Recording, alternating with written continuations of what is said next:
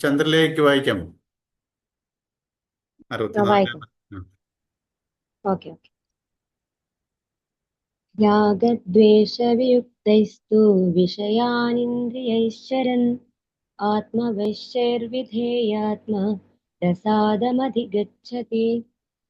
ആത്മനിയന്ത്രണമുള്ളവൻ രാഗദ്വേഷങ്ങൾ ഇല്ലാത്തവയും സ്വന്തം അധീനത്തിൽ വർത്തിക്കുന്നവയുമായ ഇന്ദ്രിയങ്ങളെ കൊണ്ട് വിഷയങ്ങൾ അനുഭവിക്കുകയാണെങ്കിലും ശാന്തിസുഖം നേടുന്നു. എങ്ങോട്ട് തിരിഞ്ഞാലും മോഹന വിഷയങ്ങളുടെ മാദക നൃത്തം കാണാം. എന്നാൽ അവയുടെ നേരെ രാഗമോ ദ്വേഷമോ ഇല്ലാതെ ആത്മനിയന്ത്രണത്തോടെ ജീവിത വ്യാപാരം നിർവഹിക്കാൻ കഴിവുള്ളവനാരോ അവൻ മനഃശാന്തി അനുഭവിക്കുന്നു. വിഷയങ്ങളിൽ നിന്ന് ഒളിച്ചോടി മാറി നിന്നാൽ രക്ഷപ്പെടാമെന്ന് വ്യാമോഹിക്കേണ്ട. കാരണം ബാഹ്യ വിഷയങ്ങളുടെ സാന്നിധ്യമോ അസാന്നിധ്യമോ അല്ല, അവയോട് നമുക്കുള്ള രാഗദ്വേഷങ്ങളാണ് മനസ്സിനെ വിഷമിപ്പിക്കുന്നത്. ചില വിഷയങ്ങളുടെ നേരെ പ്രിയമോ മറ്റു ചിലതിന്റെ നേരെ അപ്രിയമോ ഇല്ലാത്ത സംയമിയായ മഹാത്മാവ് സ്വതന്ത്രനായി ജീവിതയാത്ര നിർവഹിക്കുന്നു. നാം എവിടെ പോകുമ്പോഴും നമ്മുടെ നിഴലും കൂടെ ഉണ്ടാകുമല്ലോ. സ്നേഹം കൊണ്ട് നമ്മെ ബന്ധിക്കാനോ വെറുപ്പ് കൊണ്ട് നശിപ്പിക്കാനോ നിഴലിന് ശക്തിയില്ല. അതുപോലെ നമ്മെ പ്രഹരിക്കാൻ വിഷയങ്ങൾക്കുമാവില്ല. എന്നാൽ നമ്മുടെ ശക്തി അവയ്ക്ക് നാം പ്രദാനം ചെയ്യുന്നു. അതുപയോഗിച്ച് അവ നമ്മെ പ്രഹരിക്കുകയും ചെയ്യുന്നു. ഒരു വടി കയ്യിലെടുത്ത് സ്വദേഹത്തിൽ അടിക്കുകയും അടിയേറ്റ് പിടയുകയും ചെയ്യുന്ന ഒരു ഭ്രാന്തനുണ്ടെന്ന് വെക്കുക. അയാളുടെ വേദനയ്ക്ക് എന്താണ് പരിഹാരം? ഒന്നുകിൽ അയാൾ വടി കയ്യിൽ എടുക്കാതിരിക്കുക, അല്ലെങ്കിൽ എടുത്താലും സ്വദേഹത്തിൽ പ്രഹരിക്കാതെ ഇരിക്കുക. മനസ്സ് വിഷയങ്ങളെ കയറി പിടിക്കുമ്പോഴാണ് അവ തിരിഞ്ഞു കുത്തുന്നത്. അതിനാൽ അവയുടെ നേരെ രാഗമോ ദ്വേഷമോ വെച്ച് പുലർത്താതിരിക്കുക. ഇന്ദ്രിയങ്ങളെ സ്വാധീനത്തിൽ നിർത്തുക. അപ്പോൾ നമ്മെ വിഷമിപ്പിക്കാൻ വിഷയങ്ങൾക്ക് ശക്തി ഉണ്ടാവില്ല. വിക്ഷേപങ്ങൾ നീങ്ങി മനസ്സ് ശാന്തമാകും. മനസ്സിന്റെ പ്രശാന്ത ഭാവത്തെ പ്രസാദം എന്നാണ് വിശേഷിപ്പിച്ചിരിക്കുന്നത്. പൂജ കഴിഞ്ഞ് വിതരണം ചെയ്യുന്ന മധുര പലഹാരത്തെ പ്രസാദമെന്നാണല്ലോ പറയുക. ഭക്തി പുരസ്സരം അനുഷ്ഠിക്കപ്പെടുന്ന ആരാധനയുടെ ഫലമായി സാധകന്റെ ഉള്ളം തെളിഞ്ഞ് ശാന്തമാവും. ഇതത്രേ ഈശ്വര പ്രസാദം. അതിന്റെ പ്രതീകമായാണ് പൂജ കഴിഞ്ഞാൽ മധുരം അഥവാ പ്രസാദം വിതരണം ചെയ്യുന്നത്. വേദാന്തിയെ സംബന്ധിച്ചിടത്തോളം മനഃശുദ്ധി, പ്രശാന്തി തന്നെ പ്രസാദം. വിക്ഷേപങ്ങൾ നന്നെ ചുരുങ്ങിയ മനസ്സിനെയാണ് ശുദ്ധ മനസ്സെന്ന് പറയുന്നത്. രാഗമോ ദ്വേഷമോ കൂടാതെ വിഷയങ്ങളുടെ ഇടയിൽ ജീവിക്കാൻ പഠിച്ച സംയമിയുടെ മനസ്സിൽ വിക്ഷേപങ്ങൾ ഉദിക്കുകയില്ല.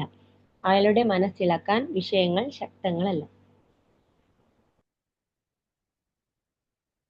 ഇന്നലത്തെ ശ്ലോകത്തിൽ നമ്മൾ ഈ വികാരത്തിന് അടിമപ്പെട്ട ഒരാൾ എങ്ങനെ നാശം സംഭവിക്കുന്നു എന്നുള്ള ഒരു സീക്വൻസ് പറഞ്ഞായിരുന്നെങ്കിൽ, ഇന്ന് ആ വികാരത്തിന് അടിമപ്പെട്ട ഒരാൾ ഇത് പറയുന്നത് ആത്മനിയന്ത്രണമുള്ളവൻ, അവൻ്റെ ഒരു കേസാണ് പറയുന്നത്. ആത്മനിയന്ത്രണമുള്ളവൻ രാഗദ്വേഷങ്ങളില്ലാത്തവയും സ്വന്തം അധീനത്തിൽ വർത്തിക്കുന്നവയുമായ ഇന്ദ്രിയങ്ങളെ കൊണ്ട് വിഷയങ്ങൾ അനുഭവിക്കുകയാണെങ്കിലും ശാന്തി സുഖം നേടും. ഈ കൃഷ്ണൻ ഇതിനകത്ത് പറയുന്നത് നമ്മുടെ ആഗ്രഹങ്ങളൊക്കെ വെടിയാൻ പറയുന്നില്ല. എല്ലാവർക്കും അവരവരുടെ സ്വധർമ്മത്തിൽ കൂടെ മുന്നോട്ട് പോകണം. കാരണം നമ്മുടെ സ്വധർമ്മം, എൻ്റെ ഈ സ്വഭാവമൊക്കെ ഇഷ്ടം, അല്ലെങ്കിൽ എനിക്ക് ഇതൊക്കെ എനിക്ക് ഇങ്ങനെയൊക്കെ ഉണ്ട്, ഇതൊക്കെ മാറി ഞാൻ ചെയ്യത്തില്ല, എനിക്ക് ഇതിൻ്റെയൊക്കെ നമ്മൾക്ക് ചില ഓരോരുത്തർക്കും ഓരോ ദുഷിച്ച സ്വഭാവവും നല്ല സ്വഭാവമൊക്കെ ഉണ്ട്, നല്ലതും ചീത്തയുണ്ട്. ഈ ചീത്ത അങ്ങോട്ട് മാറ്റി വെക്കും, ഞാൻ അങ്ങനെ സപ്രസ് ചെയ്യും. ഒരിക്കലും നമ്മൾ എല്ലാം ഏത് സ്വഭാവമാണെങ്കിലും, ഒരു കള്ളനാണെങ്കിൽ കൂടി, നമ്മൾ ഒരു മോഷ്ടാവാണ്, ഏതായിക്കോട്ടെ, ഓരോ തുറയിൽ ഓരോരുത്തരും ഓരോ തുറയിലാണ് വർക്ക് ചെയ്യുന്നത്. അവരുടെ സംസ്കാരം, അവരുടെ പ്രവൃത്തി മണ്ഡലം, ഇതിനെ സമർപ്പണ ബുദ്ധിയിൽ, ഇത് എൻ്റെ കർമ്മഫലം, എൻ്റെ വാസനയാ. നമ്മൾ ഇന്നലെ പറഞ്ഞില്ലയോ, പാപിയെ അല്ല വെറുക്കേണ്ടത്, പാപത്തിനെയാ. നമ്മൾ കൊണ്ടുവന്ന സംസ്കാരമാണ്. ഇത് നമ്മൾ ആരെയും കുറ്റം പറഞ്ഞിട്ട് കാര്യമില്ല. നമ്മൾ ശത്രു കാണുന്നു, ശത്രുവിനെ നമുക്ക് വെറുപ്പാ, ഇല്ലയോ? ശത്രുവിനെ നമുക്ക് സ്നേഹിക്കാൻ തോന്നുന്നു, ഒരു വെറുപ്പാ. നമുക്ക് ഇഷ്ടമില്ലാത്ത നമ്മളൊരു ശത്രു എവിടെ നിന്ന് കഴിഞ്ഞാൽ നമ്മൾ അസ്വസ്ഥമാവും, നമുക്കൊരു ശാന്തത കിട്ടത്തില്ല. എന്തുകൊണ്ടാ? നമ്മൾ അയാൾ ഒരു വെറുപ്പ് മനസ്സിലുണ്ട്. അതേസമയത്ത് എനിക്ക് വളരെ ഇഷ്ടപ്പെട്ട ഒരു ഫ്രണ്ടിനെ കാണുവാങ്കിലോ, അയാളോട് ഒരു സ്നേഹമുണ്ട്, എനിക്ക് വളരെ ക്ലോസ് ആണ് നമ്മൾ, അപ്പം ഒരു സന്തോഷം വരും. അല്ലെങ്കിലോ ഒരു ശത്രുവിനെ കണ്ടാൽ നമുക്ക് വെറുപ്പ് വരുന്നു. ഇതെന്തുകൊണ്ടാ? എന്നിലുള്ള ചില ഇഷ്ടവും അനിഷ്ടവും. അപ്പം നമുക്കൊരു ശത്രുവിനെ കാണുമ്പോൾ വെറുപ്പ് വരുമ്പോൾ നമ്മൾ അതാ പറഞ്ഞത്, ഇന്ദ്രിയങ്ങൾ, നമ്മൾ ഒരാളെ കാണുന്നു അല്ലെങ്കിൽ ഏതെങ്കിലും കേൾക്കുന്നു, ശ്രവണം കൂടെ നമ്മൾ ഓരോ ഓരോ ഇന്ദ്രിയത്തിൽ കൂടാണ് നമ്മുടെ ഈ അനുഭവങ്ങൾ വരുന്നത്. നമ്മൾ ഈ വിഷയങ്ങൾ, ഓരോ വിഷയങ്ങൾ നമ്മൾ ഇന്ദ്രിയത്തിൽ കൂടെ വന്ന് മനസ്സിനെ അത് ബാധിക്കുന്നു. അപ്പൊ ഈ ഇന്ദ്രിയങ്ങളിൽ കൂടെ വരുന്ന ഓരോ വിഷയങ്ങൾ, ഇപ്പം ശത്രുവിനെ എങ്ങനെയാണ് നമ്മൾ ശത്രുക്കളെ എപ്പോഴും വെറുപ്പും പ്രതികാരവുമാണ് നമുക്ക് ശത്രുക്കളോട്. അവൻ അങ്ങനെ ചെയ്തല്ലോ, ഞാൻ തിരിച്ചു ചെയ്യും, അല്ലെങ്കിൽ ഇങ്ങനെയൊക്കെയുള്ളൊരു പക്ഷെ നമ്മൾ ഈ കാണുന്നുണ്ട് നമ്മുടെ ഈ കർമ്മഫലമാണ്. നമ്മുടെ സുഹൃത്തുക്കളും ബന്ധുക്കളും, നമ്മളോട് ക്ലോസ് ആയിട്ട് നമ്മളോട് ആത്മാർത്ഥതയോടെ ബന്ധുക്കളും സുഹൃത്തുക്കളും ഒക്കെ നമുക്ക് നല്ല അനുഭവങ്ങൾ തരുന്നു. എനിക്ക് അവരുമായിട്ട് ഭയങ്കര ഇഷ്ടമാണ്. അതേസമയത്ത് എന്നോട് താല്പര്യമില്ലാത്തവരെ, എൻ്റെ ശത്രു എന്നോട് ഇല്ലാത്തവരൊക്കെ അവർക്ക് എനിക്ക് വിപരീത അനുഭവം തരുന്നു, എന്നെ ദ്രോഹിക്കുന്നു, അല്ലെങ്കിൽ ഞാൻ ഇഷ്ടമെന്ന് വിചാരിക്കുന്ന അവര് അല്ലാത്ത രീതിയിലാണ് എന്നോട് പെരുമാറുന്നത്, ഇഷ്ടമല്ലാത്ത രീതിയിലാണ്. അപ്പം എനിക്ക് അവരോട് വെറുപ്പും പ്രതികാരവും ഒക്കെ ഉണ്ടാവുന്നു. അപ്പം നമ്മൾ എന്തുകൊണ്ടാണ് അയാളിങ്ങനെ പെരുമാറുന്നേ? എൻ്റെ എനിക്കുള്ള ഞാൻ കൊണ്ടുവന്നിരിക്കുന്ന ചില വാസനകളാണ്. ഇഷ്ടമുണ്ട്, നല്ലതുകൊണ്ട് ചീത്തയുണ്ട് എൻ്റെ വാസനയിൽ. എൻ്റെ വാസനയെല്ലാം നല്ലതല്ല, എൻ്റെ ചില വാസന ചീത്തയുണ്ട്. എന്നിലുള്ള ചീത്ത ഗുണങ്ങൾ ഞാൻ വേറൊരാൾ കാണുമ്പോഴാണ് എനിക്ക് അയാളോട് വെറുപ്പ് വരുന്നത്. എന്നിലുള്ള ചില നല്ല ഗുണങ്ങൾ ഞാൻ വേറൊരാൾ കാണുമ്പോൾ എനിക്ക് അയാളോട് ഇഷ്ടം വരുന്നു. അപ്പോൾ നമ്മുടെ കർമ്മഫലമാണ് ഇതിന് കാരണം. നമുക്കൊരു ഒരു ഒരു വിപരീത അനുഭവം, ഒരു ദുഃഖാനുഭവം ഒരാൾ നമുക്ക് തരുന്നുണ്ടെങ്കിൽ അയാളല്ല അതിൻ്റെ കാരണം, നമ്മുടെ കർമ്മഫലമാണ് അയാൾക്കൂടെ വരുന്നത്. അപ്പോൾ നമ്മൾ ശത്രുവിനെ വെറുക്കാൻ എന്തുകൊണ്ട് വെറുക്കുന്നു? അയാൾ പർപ്പസായിട്ട് എന്നെ ദ്രോഹിക്കുകയാണ് എന്ന് നമ്മൾ ചിന്തിക്കുക. എനിക്ക് കിട്ടേണ്ട കർമ്മഫലം ഒരു വ്യക്തിയിൽ നിന്ന്, ഞാൻ ഒരു വ്യക്തിയെ കഴിഞ്ഞ ജന്മം ഞാൻ ചീറ്റ് ചെയ്തിട്ടുണ്ട്, വഞ്ചിച്ചിട്ടുണ്ട് എന്നിരിക്കുക. ആ വഞ്ചന എനിക്ക് ഒരു വ്യക്തിയിൽ നിന്നേ തിരിച്ചു കിട്ടത്തുള്ളൂ. ഞാൻ ഒരു വ്യക്തിക്ക് കൊടുത്ത വഞ്ചന, ഞാൻ ഒരാളെ വഞ്ചിച്ചപ്പോഴേ അങ്ങേർക്കുണ്ടായ മാനസിക ദുഃഖമുണ്ടല്ലോ, അല്ലെങ്കിൽ ആ വിക്ഷേപങ്ങൾ, അതേ അവസ്ഥയിൽ ആ അവസ്ഥ എനിക്ക് തിരിച്ചു വരും. Every action there is an equal and opposite reaction. ഇതൊരു സൈക്ലിക് പ്രോസസ്സാ. എന്നിൽ നിന്ന് പോയത് എന്നിൽ തന്നെ തിരിച്ചു വരും. അപ്പം ഞാനൊരു വ്യക്തിക്ക് കൊടുക്കുന്ന ദുഃഖാനുഭവം വേറൊരു വ്യക്തിയിൽ നിന്ന് എനിക്ക് തിരിച്ചെത്തും. ഇപ്പോൾ നമ്മൾ ഇതിൻ്റെ ഈ ലൈഫിന്റെ മെക്കാനിസം, ഇതിൻ്റെ ഒരു ജീവിതത്തിന്റെ യാഥാർത്ഥ്യം മനസ്സിലാക്കാത്ത ഒരാള് നമ്മൾ ആ ശത്രുവിനെ വെറുക്കും. അയാൾ പർപ്പസായിട്ട് എന്നെ ദ്രോഹിക്കുകയാണ്, വിഷമിപ്പിക്കുകയാണ്. എൻ്റെ കർമ്മഫലം കൊണ്ടുതരുന്ന ഒരു വ്യക്തിയാണെന്ന് നമ്മൾ അറിയുന്നില്ല. നമ്മൾക്ക് അയാളോട് ദേഷ്യം വരിക. ആക്ച്വലായിട്ട് നമ്മുടെ ശത്രുവിനെ നമ്മൾ വെറുക്കേണ്ട, നമ്മൾ പ്രതികാരം ചെയ്യേണ്ട കാര്യമില്ല. എനിക്ക് കിട്ടേണ്ട ഒരു അനുഭവം അയാളിൽ കൂടി എനിക്ക് വന്നു ചേരുന്നു. അതിന് അയാളെന്ത് പഴിച്ചു? അയാളുടെ സംസ്കാരം അതാ. നമ്മൾ ഈ കാര്യങ്ങളെ വ്യക്തമായി കണ്ടു തുടങ്ങുമ്പോൾ നമുക്ക് ഈ ശത്രുതാ മനോഭാവം നമ്മുടെ മനസ്സിൽ നിന്ന് മാറും. ശത്രു എന്നിനുള്ളിൽ തന്നെ ഉണ്ട്. ഞാൻ ഒരാൾക്കൊടുത്ത് ആ ഒരു അനുഭവം എന്നിൽ തിരിച്ചു വരുന്നത് എൻ്റെ തന്നെ കാര്യമല്ല, വേറൊരാളുടെ സംഗതിയല്ല, വേറൊരാളുടെ പ്രശ്നമല്ലത്. ഞാൻ ആ വ്യക്തി മനഃപൂർവ്വം എനിക്ക് തരുന്നതായിട്ട് തോന്നുന്നു. പക്ഷെ എനിക്ക് കിട്ടേണ്ട അനുഭവം, ഞാൻ ഒരു വ്യക്തിക്ക് കൊടുത്ത അനുഭവം വേറൊരു വ്യക്തിയിൽ നിന്നും എന്നിൽ തിരിച്ചു എത്തുന്നു. പക്ഷെ നമ്മളിപ്പോൾ എങ്ങനെ പ്രതീക്ഷിക്കുന്നേ? ഞാൻ ഒരാൾക്കൊരു ഹെൽപ്പ് ചെയ്തിട്ടുണ്ടെങ്കിൽ അയാൾ എന്നോട് വിധേയമായിരിക്കണം, എന്നോട് നന്ദി കാണിക്കണം, എന്നെ കാണുമ്പോൾ ചിരിക്കണം, എന്നോട് അനുകൂലമായിരിക്കണം എപ്പോഴും. നമ്മൾ അങ്ങനെ ചിന്തിക്കുന്നത്. നമ്മൾ എവിടെ കർമ്മം ചെയ്തോ അവിടുന്ന് ഫലം പ്രതീക്ഷിക്കുകയാണ്. ഈ കർമ്മത്തിൽ നമ്മൾ ഏത് കർമ്മവും ഒരു വിത്തിന്റെ കൂട്ട. ഈ കർമ്മഫലം വിത്തിട്ടാൽ അതൊരു ഫലം തരണം. വിത്ത് ഇട്ടാ ഉടനെ തന്നെ ഫലം വരുമോ? അതിനൊരു സമയമുണ്ട്, സമയക്രമമുണ്ട്. ആ സമയക്രമം ആകുമ്പോഴേ ആ ഫലം എത്തത്തുള്ളൂ. അതുപോലെ നമ്മൾ ചെയ്യുന്ന ഓരോ കർമ്മങ്ങളും ഓരോ വിത്തുകളാണെന്ന് വെക്കുക. അതിന്റെ സമയമാകുമ്പോൾ ആ ഫലം വന്നിരിക്കും. അത് നമ്മളെങ്ങനെ പ്രതീക്ഷിക്കും? നമുക്ക് ഓരോ നല്ലതും ചീത്തയും അനുഭവങ്ങൾ വരുമ്പോഴോ, ദൈവം എന്നോട് കരുണ കാണിച്ചു, എന്നോട് പ്രസാദിച്ചു, എൻ്റെ പ്രാർത്ഥന കേട്ടു.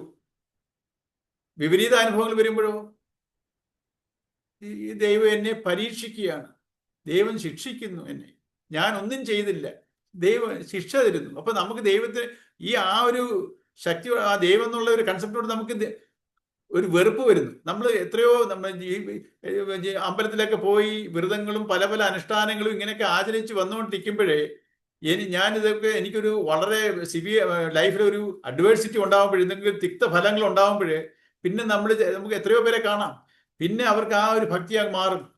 ഇത്രയും നാൾ ഞാൻ ഇത്രയും സാധനങ്ങളും ഇതെല്ലാം അനുഷ്ഠിച്ച് എന്ത് പറയും, എനിക്ക് വന്നത് ഇതിനാണ്. എന്തിനാ ഞാൻ ഇതൊക്കെ സാധനങ്ങളൊക്കെ ഇപ്പൊ നമ്മൾ അനുഷ്ഠിക്കുന്ന നമ്മുടെ അനുഷ്ഠാനങ്ങളെല്ലാം നമ്മൾ തെറ്റായി ഈ അനുഷ്ഠാനങ്ങളെ എന്തിനു വേണ്ടി ഞാൻ ചെയ്തു?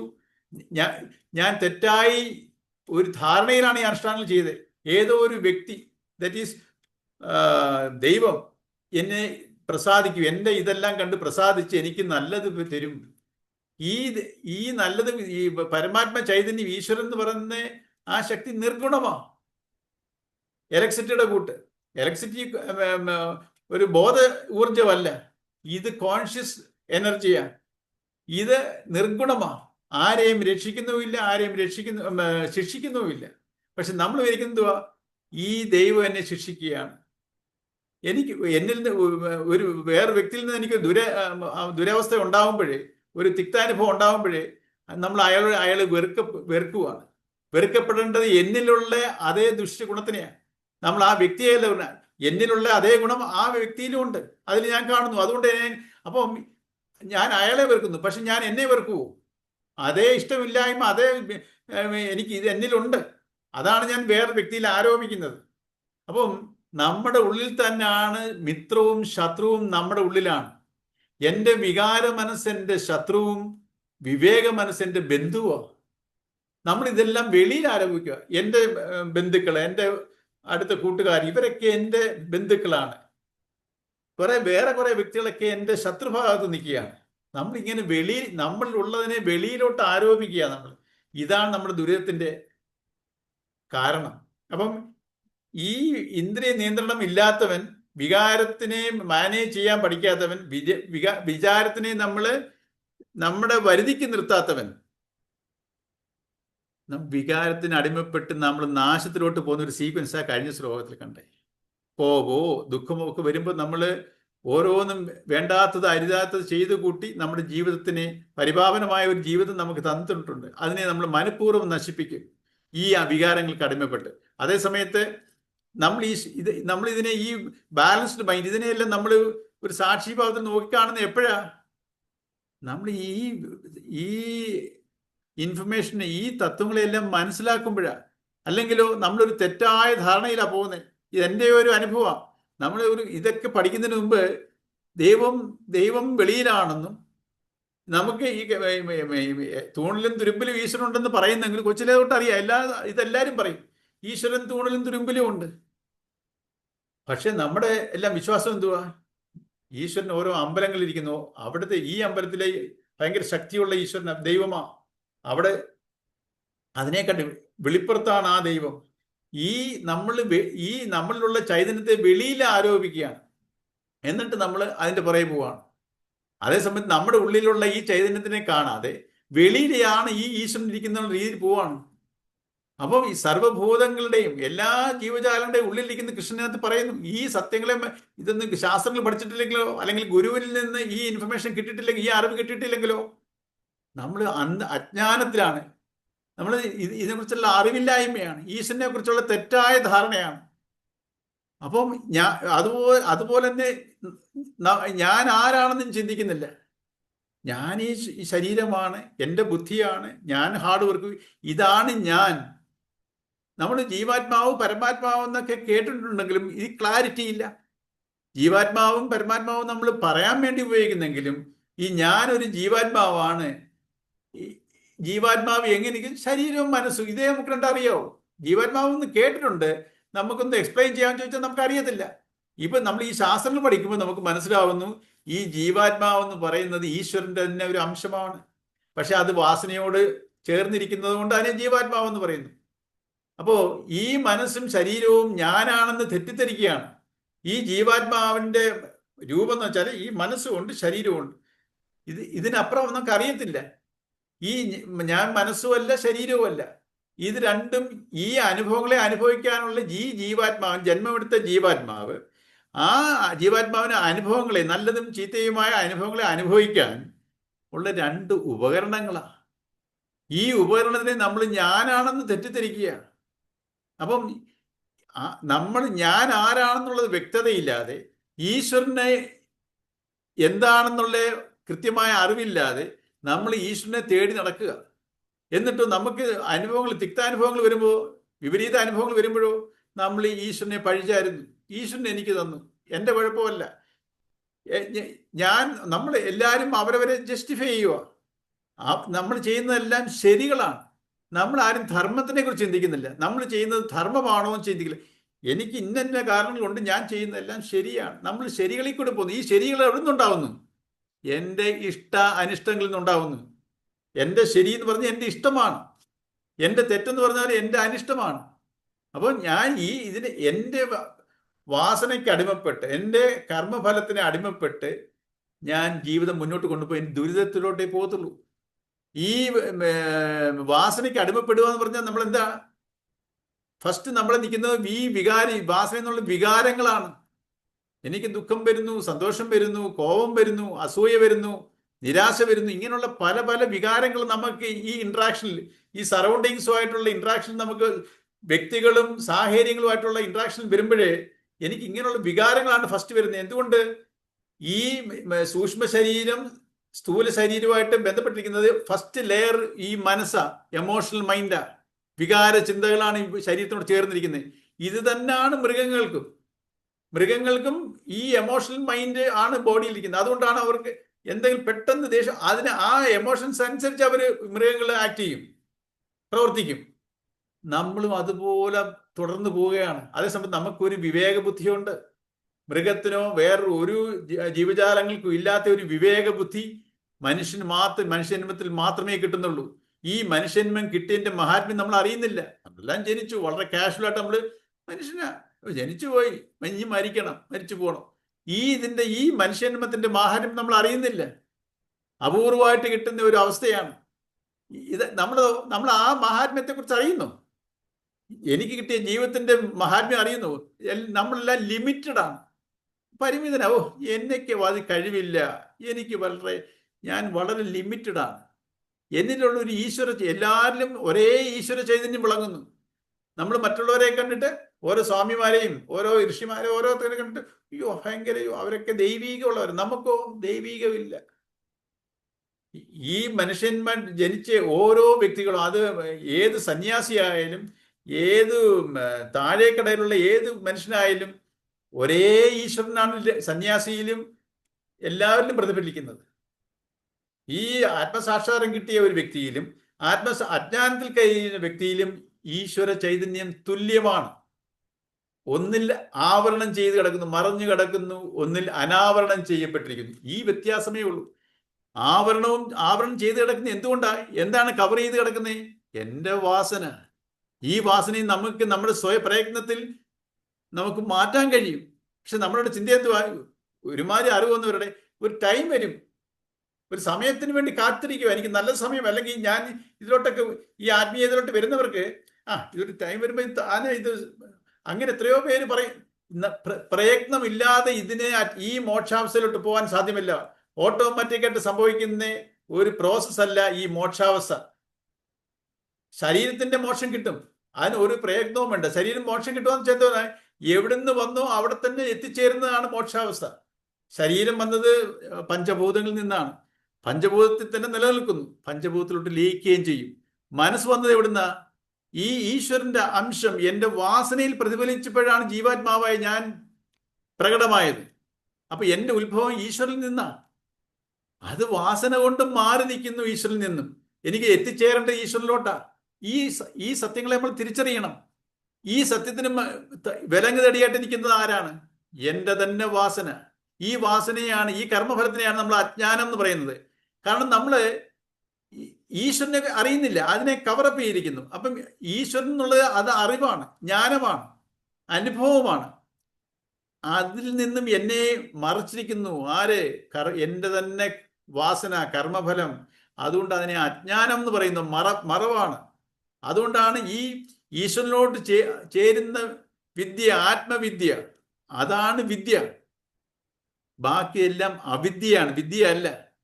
കാരണം എന്താ? നമ്മളൊരു ഭ്രമത്തിലാണ്, മായയിലാണ്. മായ എന്ന് പറഞ്ഞാൽ എന്താ? മായ എന്ന് നമ്മൾ പലരും കേട്ടു. നമ്മളൊക്കെ ഒരു മായയില. ഭ്രമം. എന്താണ് ഭ്രമം? മായയുടെ ശരിക്കുള്ള മീനിങ് എന്താ? എന്നിലുള്ള ഈശ്വരനെ മറച്ചിട്ട്, ഞാൻ ആക്ച്വലി ഈശ്വരനാണ്, ആ ഈശ്വരനെ മറച്ചു വെച്ചുകൊണ്ട് നീ ശരീരമാണെന്ന് കാണിച്ചു തരുന്നു. ആ പ്രതിഭാസത്തിനെയാണ് നീ ശരീരമാണ്, നീ ബുദ്ധിയാണ്, നീ ശരീരമാണ്, ദേഹം, നീ ദേഹമാണ്. അതേസമയത്ത് ഞാൻ മംഗളസ്വരൂപനായ ചൈതന്യമാണ്, ശിവമാണ്. നീ ഈ ശരീരമാണ്, ദേഹോഹം ബുദ്ധി. ഈ പ്രോസസ്സാണ് മായ. ഇത് തന്നെയാണ് അജ്ഞാനം. അത് എവിടുന്ന് സംഭവിക്കുന്നു? എന്തുകൊണ്ട് സംഭവിക്കുന്നു? എൻ്റെ തന്നെ വാസന കാരണം. വേറെ ആരും അതിന് കാരണക്കാരല്ല. എന്നെ ഈ അവസ്ഥയിലാക്കിയതിന് കാരണം ഞാൻ തന്നെ.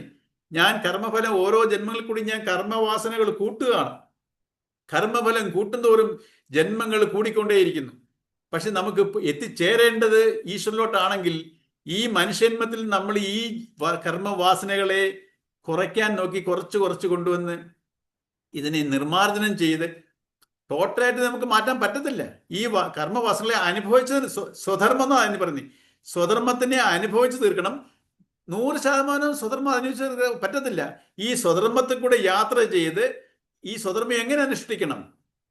സ്വധർമ്മം എന്ന് വെച്ചാല് എൻ്റെ ആഗ്രഹങ്ങൾ, ഓരോരുത്തരും ഓരോ ആഗ്രഹങ്ങളുമായിട്ട് ജനിച്ചിരിക്കുക, ഓരോ സംസ്കാരത്തിലും ജനിച്ചിരിക്കുക. ആ സംസ്കാരത്തിൽ കൂടെ ഈ സംസ്കാരത്തിനെ എങ്ങനെ പ്രയോജനപ്പെടുത്തണം? വികാരത്തിന് അടിമപ്പെട്ടല്ല, വിവേകത്തിൽ നമ്മൾ ഈ ആഗ്രഹങ്ങളെല്ലാം സഫലീകരിക്കുന്നത് വിവേകത്തിലായിരിക്കണം. ഞാൻ പറഞ്ഞല്ലോ, നമുക്ക് ഒരു ചായ ഇടുന്നത് ധർമ്മത്തിലും ചെയ്യാം, അധർമ്മത്തിലും ചെയ്യാം, ഞാനെന്ന ഭാവത്തിലും ചെയ്യാം, ഇത് ഈശ്വരന്റെ പ്രസൻസിലാണ് ഇത് നടക്കുന്നത് എന്നുള്ള വിചാരത്തിലും ചെയ്യാം. ഒരേ പ്രവൃത്തി. ഇതിനെയാണ് ധർമ്മം അധർമ്മം എന്ന് പറയുന്നത്. അപ്പൊ നമ്മൾ ധർമ്മപാതയിൽ കൂടി ചരിക്കുകയാണെങ്കിൽ നമ്മുടെ കർമ്മഫലം കുറഞ്ഞു കുറഞ്ഞു വരും.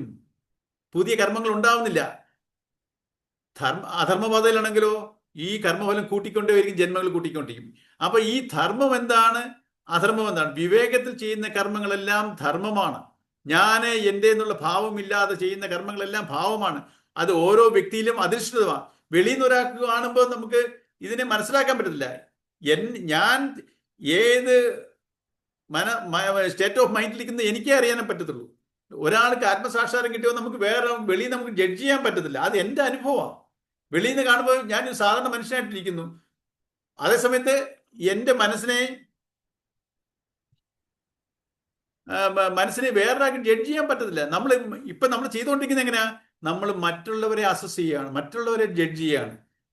നമ്മളെ അസസ് ചെയ്യുന്നില്ല. നമ്മൾ എങ്ങനെയാണ് ദിശയിലോട്ട് അതിന് ഈ പ്രോപ്പർ വേയിൽ പോകുന്ന ഒരാൾ എന്നുവെച്ചാല് ഞാൻ എൻ്റെ വികാരത്തിന് അടിമപ്പെടാതെ, വികാരങ്ങളുടെ മാസ്റ്ററായിട്ട്, വികാരത്തിന്റെ അടിമയല്ലാതെ ഇല്ലാതെ ഈ വികാരങ്ങളെ മാനേജ് ചെയ്ത് എൻ്റെ ഒരു ഉടമയായിട്ട് പ്രവർത്തിക്കുന്ന ഒരാള്.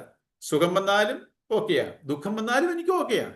അല്ലാതെ ദുഃഖം വരുമ്പോൾ ഞാനങ്ങ് താഴ്ന്നു പോവുകയും സുഖം വരുമ്പോൾ ഞാനങ്ങ് എലിവേറ്റ് ആകുകയും അങ്ങനെ ആകാത്ത ഒരു മനുഷ്യൻ. അത് ആത്മസംയമനം. അത് നമ്മൾ ഓരോരുത്തരും അവരുടെ രീതിയിൽ പ്രാക്ടീസ് ചെയ്യണം.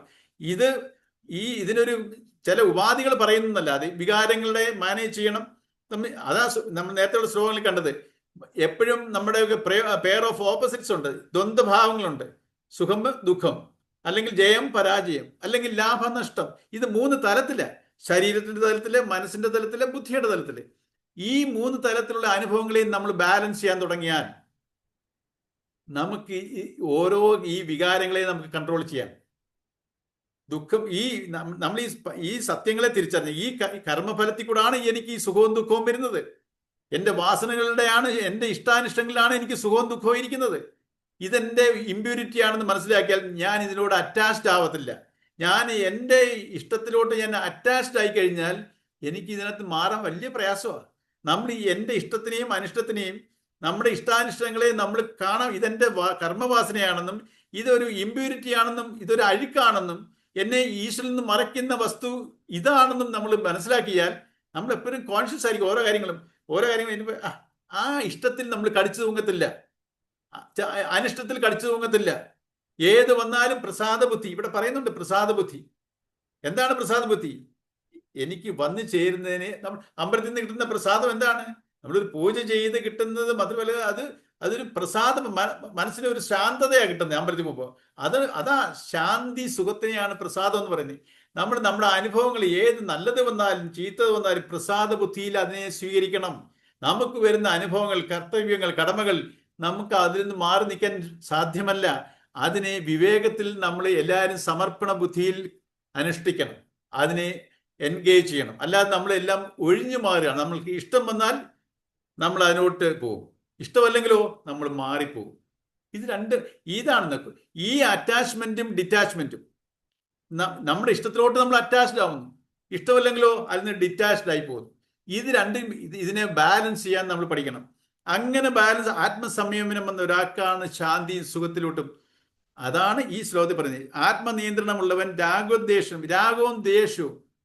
എന്താണ് ഒരു വസ്തുവിനോടുള്ള എൻ്റെ ഇഷ്ടം, രാഗം, അത് അങ്ങനെ അതിനോട് അറ്റാച്ച്ഡ് ആവുന്നു. അത് നഷ്ടപ്പെടുമെന്ന് ആരെങ്കിലും, ഞാൻ ഇഷ്ടപ്പെടുന്ന വസ്തുവിനെ നഷ്ടപ്പെടുമെന്നുണ്ടാലോ ദ്വേഷം വരും, ക്രോധം ഉണ്ടാവും. സോ ഈ രണ്ട് വികാരങ്ങളാണ് എന്നെ ദുരിതത്തിലോട്ട് നയിക്കുന്നത്. രാഗവും ദ്വേഷത്തിനെയും ഞാൻ ബാലൻസ് ചെയ്യണം. കിട്ടുന്നില്ല, കിട്ടണ്ട. നമ്മൾക്ക് ഈ കിട്ടാത്ത കാരണം ആരാണോ, ഏത് സാഹചര്യമാണോ അതിനെ വെറുക്കും നമ്മൾ. ദ്വേഷം ഉണ്ടാവുന്നു, ആ ദ്വേഷത്തിന്റെ ഒരു സീക്വൻസ് കണ്ടു. ആ ദ്വേഷം വന്നു കഴിഞ്ഞാലോ അവസാനം ബുദ്ധിനാശത്തിൽ കൂടെ നമ്മൾ ജീവിതം തന്നെ നശിപ്പിക്കും, ഓരോ സീക്വൻസിൽ കൂടെ. അതാണ് ഇന്നത്തെ ലോകത്തെല്ലാം നമ്മൾ ഈ ദുരിതാവസ്ഥ കണ്ടുകൊണ്ടിരിക്കുന്നത്. എല്ലാവരും വികാരത്തിന്റെ അടിമയായി ഓരോ നാശത്തിലോട്ട് പതിച്ചുകൊണ്ടിരിക്കുന്നു. നമ്മൾ ഇതിനെല്ലാം മനസ്സിലാക്കിയാലും ഇത് എപ്പോഴും നിരന്തര ചിന്തനം വേണം. നമ്മൾ ഈ പറയുന്നതൊക്കെ ഓരോ ശ്ലോകത്തിലും പറയുമ്പോഴില്ല, നമ്മൾ ഇത് നിത്യജീവിതമായിട്ട് കണക്റ്റഡ് ആണ്. അല്ലാതെ ഇത് ഡെയിലി ലൈഫിൽ കണക്റ്റഡ് ആണ് നമ്മൾ ഈ പറയുന്ന കാര്യങ്ങളെല്ലാം. പക്ഷെ ഇത് നമ്മളെ കണക്ട് ചെയ്യണം. എപ്പോൾ കണക്ട് ചെയ്യണം? ഓരോ കർമ്മത്തിലും. നമ്മൾ ഇപ്പം ചെയ്തത് എന്താണ്? നമ്മൾ ഒന്നീ പാസ്റ്റിനെ കുറിച്ച് ചിന്തിക്കും, അല്ലെ ഫ്യൂച്ചറിനെ കുറിച്ച് ആങ്സൈറ്റി ആവും. അപ്പം ഇത് സംഭവിക്കാതെ ഞാൻ ഈ കർമ്മം ചെയ്യുമ്പോൾ ഇതിലാണ് ഈ സത്യങ്ങളെ എല്ലാം നിരന്തര ചിന്തനം വരണം ഓരോ കർമ്മത്തിലും. ഇപ്പം നമ്മൾ കർമ്മം ചെയ്യുന്നതെല്ലാം ഒന്നീ പാസ്റ്റിനെ കുറിച്ചും ചിന്തിച്ച് അല്ലെങ്കിൽ ഫ്യൂച്ചറിലോട്ട് ചിന്തിച്ചാണ് നമ്മൾ ഈ ഓരോ കർമ്മങ്ങൾ ചെയ്യുന്നത്. അതിന് പകരം മനസ്സിനെ ഇങ്ങനെ മാറ്റി പ്രതിഷ്ഠിക്കുക, ഈ ചിന്തകളിൽ നിന്നും ഈശ്വര ചിന്തയിലോട്ട്. അതാണ് നിരന്തര ചിന്തനം. ബി ഇൻ ദ പ്രസന്റ് എന്നുള്ളതാണ്. ബി ഇൻ ദ പ്രസന്റ് എന്ന് പറഞ്ഞാൽ നമ്മൾ ഈശ്വരനിലാണ്. ഞാനിപ്പോൾ ഇരിക്കുന്ന ഈശ്വരനിലാണ്. ഇന്നലെ വരെയുള്ള കാര്യം കഴിഞ്ഞു, ഇനി നാളെ ഉള്ളത് വന്നിട്ടുമില്ല. ഇന്നത്തെ ഈ സമയത്തിനെ എൻജോയ് ചെയ്യാൻ, സ്വസ്ഥതമായിട്ടിരിക്കാൻ നമുക്ക് ഈ ഈ സുഖം, സ്വസ്ഥത, ശാന്തി എന്നൊക്കെ പറഞ്ഞാൽ എന്താണ്? എൻ്റെ മനസ്സിന്റെ വിക്ഷേപം ഇല്ലാതിരിക്കുന്ന അവസ്ഥയാണ്. ഈ ലോകത്തിലെ ഏത് സുഖമാകട്ടെ, ഈ സുഖം എവിടുന്ന് വരുന്നു? നമുക്ക് ഈ ലോകത്തിൽ പലതരത്തിലുള്ള സുഖമുണ്ട്. ആ ഓരോ സുഖത്തിലും ആവുമ്പോൾ നമ്മുടെ അവസ്ഥ എന്താ? നമ്മളൊരു നല്ല പാട്ട് കേൾക്കുന്നു, ലയിച്ചിരിക്കുന്നു. നന്ദഗോവിന്ദും ഭജൻസൊക്കെ കേട്ട് നമ്മളിങ്ങനെ വളരെ ലയിച്ചിരിക്കും. ചില നമുക്ക് ഇഷ്ടപ്പെട്ട ഇതൊക്കെ നമ്മൾ ആ സമയത്ത് നമ്മുടെ ചിന്ത മിനിമമാണ്. നമ്മളൊരു നല്ലൊരു ഇഷ്ടപ്പെട്ട ആഹാരം കഴിക്കുന്നു. ഓരോരുത്തരും അവരോട് ഇഷ്ടപ്പെട്ട ആഹാരം കഴിക്കുമ്പോൾ വളരെ അത് എൻജോയ് ചെയ്ത് കഴിക്കുമ്പോൾ നമ്മൾ നമ്മുടെ പ്രശ്നങ്ങളെ കുറിച്ച് ആലോചിക്കുമോ? അപ്പം നമ്മളിതെല്ലാം അതിൻ്റെ ടേസ്റ്റിൽ നമ്മുടെ മൈൻഡ് വളരെയായിട്ട് മിനിമത്തിൽ വരും. അതിൻ്റെ ചിന്തകൾ ഏത് ഇന്ദ്രിയ സുഖത്തിൻ്റെ ആകട്ടെ, ഏത് തരം ഇന്ദ്രിയ സുഖത്തിൻ്റെയും പുറകിൽ ആ സുഖം അനുഭവിക്കുന്ന സമയത്ത് നമ്മുടെ ചിന്തകൾ മിനിമം ആയിരിക്കും. ചിന്തകൾ മിനിമം എന്ന് പറഞ്ഞാൽ എന്താ അർത്ഥം? സ്ഥൂല ശരീരം നമ്മൾ അറിയുന്നില്ല. ഈ സ്ഥൂല ശരീരം കൊടുത്ത അനുഭവമാണ് പറയുന്നത്. ആ സുഖം, ആ വിക്ഷേപം, മനസ്സെന്ന് വെച്ചാൽ ചിന്തകൾ മിനിമം ആവുന്നു. ഈ സ്ഥൂല ശരീരത്തിനെ കുറിച്ച് ഞാൻ ഓർക്കുന്നില്ല. ആ സുഖാവസ്ഥയിൽ എൻ്റെ ഭൗതിക ശരീരത്തിന്റെ സ്റ്റേറ്റിനെ കുറിച്ച് ഞാൻ ആലോചിക്കുന്നില്ല. എൻ്റെ മനസ്സും അവിടെ മിനിമത്തിലാവുന്നു. ബാക്കി ഈ ജീവാത്മാവിൽ ആരാ ഉള്ളത്? ഈ രണ്ടും മിനിമത്തിൽ വരുന്നു. ഞാൻ എൻ്റെ ഈ ജീവാത്മാവ് ശരീരത്തിനെ കുറിച്ച് ആലോചിക്കുന്നില്ല. മനസ്സിൽ ചിന്തകളും ഇല്ലാത്തൊരവസ്ഥ. പിന്നെ ആരാണ് ഈ ആവശ്യിക്കുന്നത്? എൻ്റെ വാസന കർമ്മം ഇല്ലയോ? ഈ വാസനയോട് ചേർന്നിരിക്കുന്ന ആരാ? ഈ പരമാത്മ ചൈതന്യമാണ്. ഈ പരമാത്മ അതാണ് നമ്മൾ ഓരോ സുഖാവസ്ഥയിലും നമുക്ക് ഈ സുഖം കിട്ടുന്നതിൻ്റെ മെക്കാനിസം ഇതാണ്. നമ്മൾ ഉറക്കത്തില്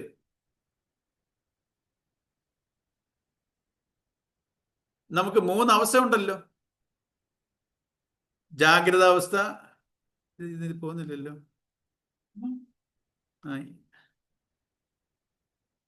ജാഗ്രത, സ്വപ്ന, സുഷുപ്തി. ഈ 3 അവസ്ഥയാണ് നമുക്ക് അനുഭവപ്പെടുന്നത്.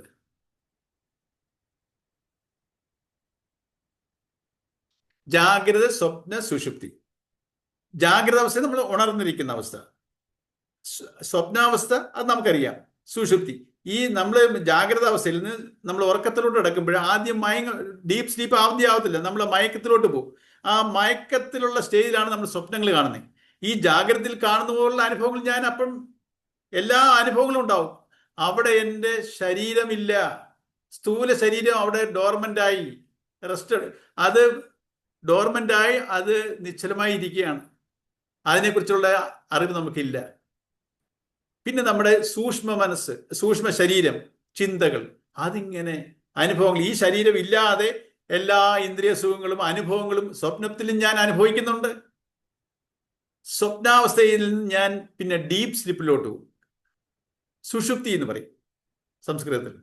അപ്പോൾ ജാഗ്രത കഴിഞ്ഞു, ജാഗ്രതയിൽ ഞാൻ റെസ്റ്റ് എടുക്കുന്ന സമയത്ത് ഞാൻ മയക്കത്തിലോട്ടാവുന്നു. ആ അവസ്ഥയിൽ ഞാൻ സ്വപ്നാവസ്ഥയിലോട്ട് പോകും. ജാഗ്രത അവസ്ഥയിൽ അതേ അനുഭവങ്ങൾ എനിക്ക് സ്വപ്നാവസ്ഥയിലുണ്ട്, പക്ഷെ സ്ഥൂല ശരീരമില്ല.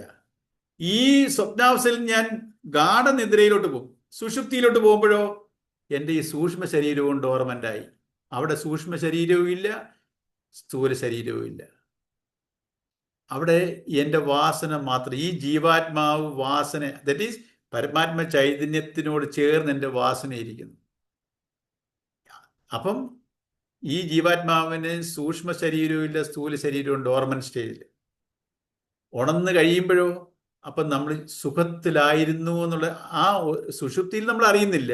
പക്ഷേ ആ സമയത്ത് ഞാൻ സുഖമായാണ് ഉറങ്ങിയെന്നുള്ള ഒരു അനുഭവം ഉണർന്ന് കഴിയുമ്പോൾ എനിക്ക് അറിവാകുന്നു. ഉണർന്ന് കഴിയുമ്പോൾ ഞാൻ സ്വപ്നം കണ്ടതിനെക്കുറിച്ചും ആലോചിക്കുന്നുണ്ട്. ഗാഠമായി ഞാൻ സുഖമായി ഉറങ്ങുകയും ചെയ്തു. അപ്പോൾ ഈ സുഖാവസ്ഥ എന്തുകൊണ്ടാ? എനിക്ക് ഈ മനസ്സും ശരീരവും, സൂക്ഷ്മ ശരീരവും സ്ഥൂല ശരീരവും അവിടെ ഡോർമെന്റ് ആയിരിക്കുമ്പോൾ ഞാൻ ഇരിക്കുന്നത് പരമാത്മ ചൈതന്യം. അതാണ് എനിക്ക് സുഖം എന്നുള്ള ശാന്തി എന്നുള്ള ഒരു അവസ്ഥ തരുന്നത്. ഏത് സുഖത്തിന്റെ പുറയിലും നമ്മുടെ പരമാത്മ ചൈതന്യത്തിന്റെ പ്രസൻസ് ആണ്. പക്ഷെ നമ്മൾ അത് ഐഡന്റിഫൈ ചെയ്യുന്നില്ല.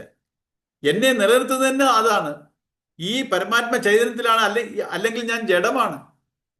പരമാത്മ ചൈതന്യത്തിലോ ഞാൻ ശിവമാണ്, മംഗളസ്വരൂപനാണ്, ചൈതന്യവത്താണ്. അപ്പം ഈ ദേഹം ബുദ്ധിയിൽ, ദേഹം ജഡമാണ്.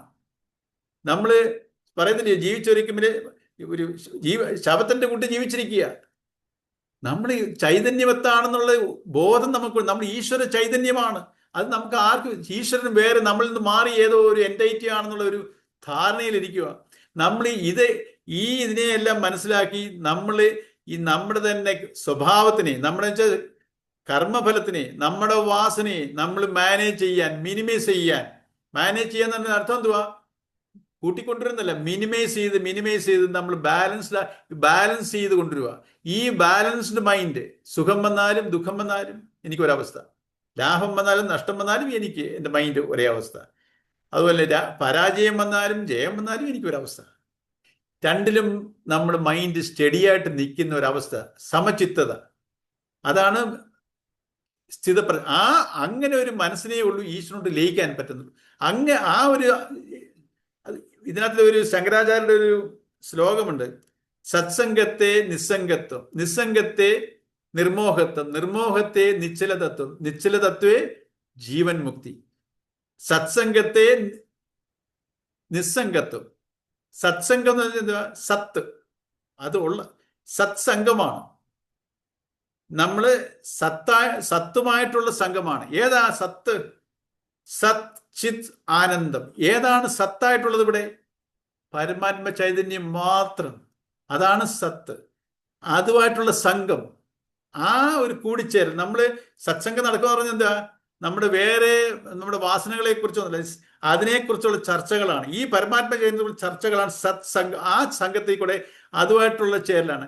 അങ്ങനെ നമ്മൾ ചെയ്യുമ്പോഴോ നമ്മൾ ഈ നിസ്സംഗത്തിലോട്ട് പോകും. നിസ്സംഗം, ഡിറ്റാച്ച്മെന്റ്. നമ്മൾ ഈ വേൾഡുമായിട്ടും ഈ ശരീരമായിട്ടും ഞാൻ ആ നിസ്സംഗത്തിലോട്ട് പോകും. ഡിറ്റാച്ച്മെന്റ്, ഡിസ്പാഷൻ, വൈരാഗ്യം. അത് പ്രോസസ്സ് കൂടുതൽ പ്രാക്ടീസ് ചെയ്യുമ്പോഴോ നിസ്സംഗത്വേ നിർമോഹത്വം. നമ്മുടെ തെറ്റിദ്ധാരണ, നിർമോഹത്വം, നമ്മുടെ തെറ്റിദ്ധാരണ മാറുന്നു. എന്തുവാണ് തെറ്റിദ്ധാരണ? ഞാൻ ശരീരമാണ്, ഞാൻ ദേഹമാണെന്നുള്ള, ഞാൻ ചൈതന്യമാണെന്നുള്ള ഉറപ്പെനിക്ക് വരുന്നു.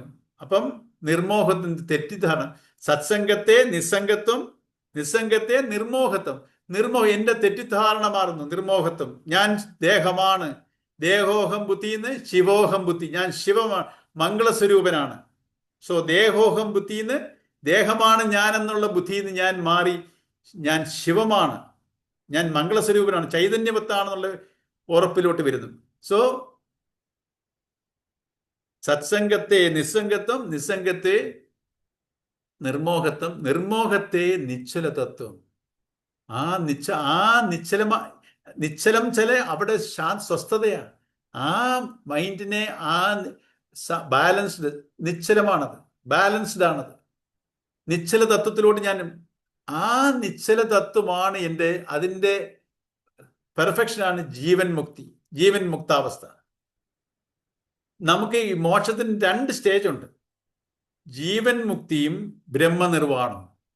ജീവൻ മുക്താവസ്ഥയാണ് നമ്മൾ ഈ സ്ഥിതപ്രജ്ഞ ലക്ഷണം. ജീവൻ മുക്താവസ്ഥ, ജീവൻ മുക്തനായ ഒരു ജീവാത്മാവ് എന്നുവെച്ചാൽ സമചിത്തതയിൽ വന്ന് സ്ഥിതപ്രജ്ഞ ജീവാത്മാവ് ധ്യാനത്തിലൂടെ ബ്രഹ്മത്തിലേക്ക്, ബ്രഹ്മനിർവാണം. സോ നമ്മുടെ മോക്ഷാവസ്ഥയ്ക്ക് 2 സ്റ്റേജ് ഉണ്ട്, ജീവൻ മുക്തിയും ബ്രഹ്മനിർവാണവും. ഈ 2 അവസ്ഥയാണ്. ഇപ്പൊ ഇത് ആത്മസംയമനം ഉള്ളവർക്ക് മാത്രമേ ഇത് സാധ്യമുള്ളൂ. സംയമനം ഉള്ളവർക്ക് ശാന്തത, സ്വസ്ഥത, ശാന്തി, മോക്ഷം, അതിലോട്ട് ആ സുഖം അനുഭവിക്കും. അതാണ് ഈ ശ്ലോകം പറയാം. സമയം എത്രയായി?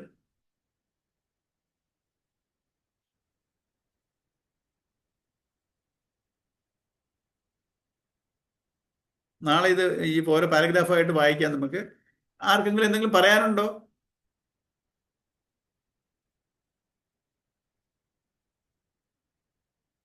ഇല്ല ഇല്ല,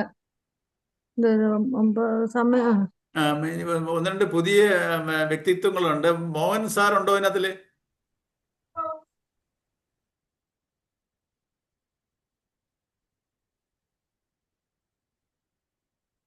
കേൾക്കുന്നുണ്ടോ? മ്യൂട്ടിലായതുകൊണ്ട് കേൾക്കാൻ പറ്റുന്നില്ല. മ്യൂട്ട് എടുത്തിട്ടാ.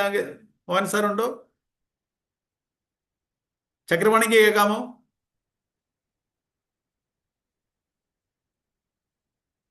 മ്യൂട്ടിലായ എല്ലാവരും. ഓക്കെ, നമുക്ക് നാളെ നമുക്ക് കാണാം. ശരി ശരി. ശരി.